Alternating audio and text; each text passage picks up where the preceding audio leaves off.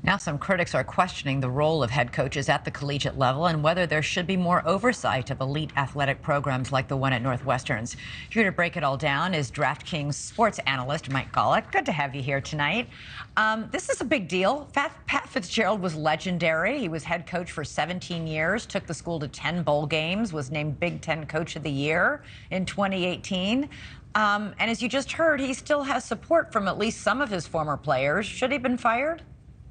That's obviously an interesting question, and depending on who you ask. So the overview of this is because college sports, the lifeblood of college sports is recruiting, he had to go. And I'll tell you the reason why. Because these coaches sit in living rooms with 18-year-olds and their parents. And when Pat Fitzgerald, after this, were to go into a living room and try and convince the 18-year-old and the 18-year-old's parents that I will take care of your son in our football program, the parents rightfully will ask, well, what the hell was going on in the locker room there? And he would say, well, if the things were going on, I didn't know about it. That's not going to fly. How is a parent going to feel good about their child going to that school if the coach doesn't know what's going on? Not saying the coach has to know everything, and is it fair to ask a coach to know everything, but the responsibility is going to fall on that coach, and that's the reason he is going to be gone from that job. Yeah, Northwestern's own investigation revealed that Coach Fitz did not know. They didn't find any evidence he knew it was going on. How could he not have known, though, if, as this former player said, Chris Maleo, oh, he would check in with us all, let me know, is there anything going on? How could you not know if what's described as, I mean, it's pretty bad, like piles of, holding down freshman players and a whole bunch of guys around him doing really inappropriate things.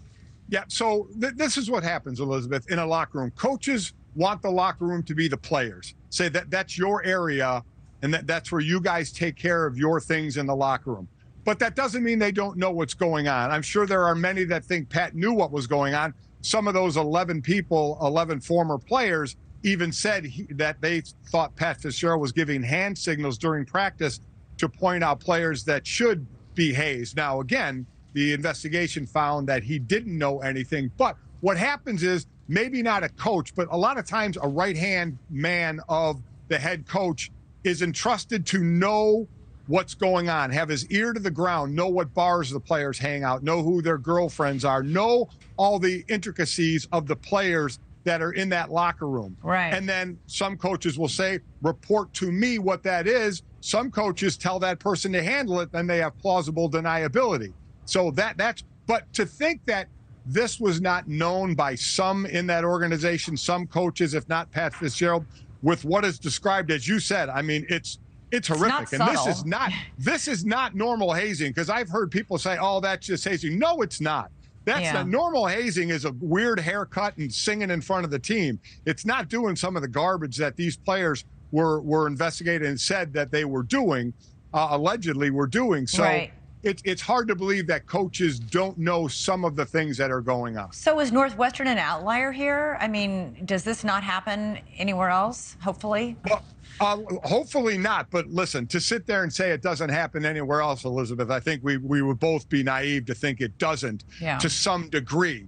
But how do you put an end to it? That's going to have to come from a coach knowing or a person in authority position knowing and being harsh and putting an end to it somehow, some way. If something this bad was going on in the locker room, players need to be off the team. I mean, we still don't know if there'll be law enforcement involved with some of the things that were going on. So again, allegedly in that locker room, you would like to think it's an outlier. I would say this, though. I can pretty comfortably say this would be a low percentage with this type of, if this hazing was going on, this particular type of hazing. I can't imagine there's a whole lot of colleges that are doing this garbage. Yeah, 10 seconds, Mike. Is his coaching career over? No, I think we have seen other coach with egregious acts back in coaching. I would say probably would start as a defensive coordinator somewhere, possibly a head coach again, maybe. All right. Thank you for watching. Go to newsnationnow.com to find NewsNation on your television provider. And don't forget to click the red subscribe button below to get more of NewsNation's fact-driven, unbiased coverage.